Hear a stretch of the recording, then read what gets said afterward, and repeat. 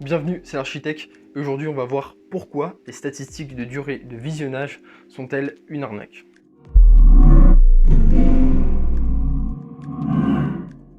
Salut les bâtisseurs, j'espère que vous allez tous très bien. Et aujourd'hui, je voulais vous parler d'un phénomène assez récent.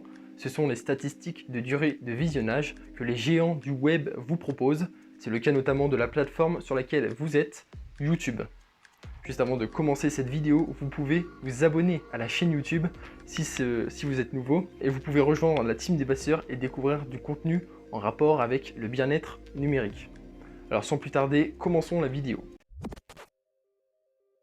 Les marques incitent les gens à regarder les statistiques pour moins regarder leur smartphone. Mais ce que ça crée en réalité, c'est de la frustration. À la base, les gens vont sur les réseaux sociaux et restent longtemps dessus. Mais ces applis sont conçues justement pour rendre addictes les personnes, donc ça ne va que te créer de la frustration chez toi. Leur fond de commerce, c'est de réussir à garder l'attention de leur utilisateur le plus longtemps possible. Car qui dit regarder plus longtemps, dit regarder plus de pubs, donc plus d'argent, et forcément le but est de rendre attractif et surtout addictif leur application. Il y a plein de jolies couleurs, tu es bombardé d'infos à la minute, et réussir à s'arrêter est vraiment devenu un calvaire aujourd'hui. Donc ok, quand c'est arrivé pour la première fois, les gens se sont dit « Ah ouais, c'est dingue à quel point je suis addict à mes écrans. » Ok, c'est bien, mais alors, vous avez fait quoi après? Une fois l'étape de la surprise, du choc passé, est-ce que vous avez baissé votre consommation des écrans pour autant? Non, c'est juste évident. Si aujourd'hui je propose une cigarette à un mec qui fume un paquet par jour, j'aurais beau lui montrer tout ce qu'il a fumé avant, c'est pas pour autant qu'il va refuser. Bien sûr qu'il va la prendre.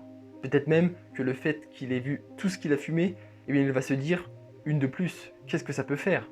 C'est pareil lorsque vous téléchargez une application.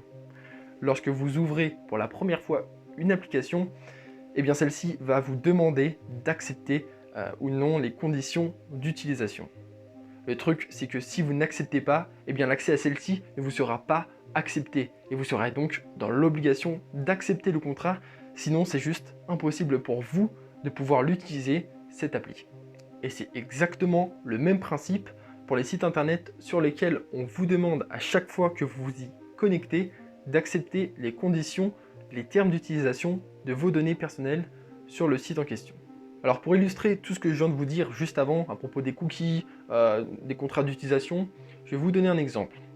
Par exemple, si aujourd'hui vous avez l'intention de faire un fondant au chocolat, vous prenez votre téléphone, vous tapez sur Google comment faire un gâteau au chocolat, et là vous tombez sur différentes pages, vous cliquez sur la première au hasard, là vous tombez sur un site sur lequel une petite fenêtre va s'ouvrir, et on va vous demander si vous acceptez oui ou non les termes d'utilisation.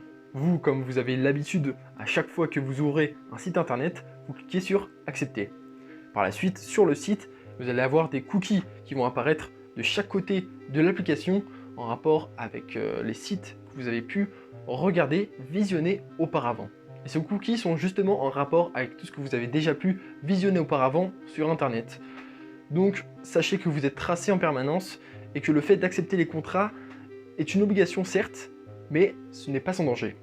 Vous voulez faire un truc, mais on vous empêche de le faire.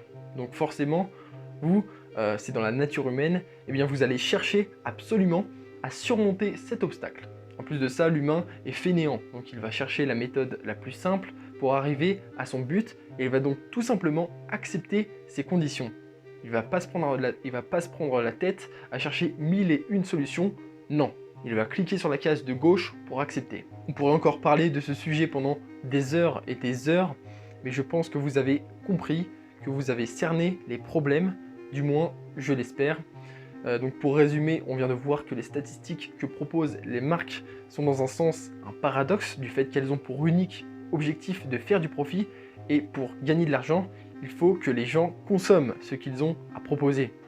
Et que finalement, ces statistiques peuvent avoir l'effet inverse sur nous en nous montrant nos échecs, nos faiblesses, et on se dit finalement que c'est pas si grave de continuer à faire la même chose.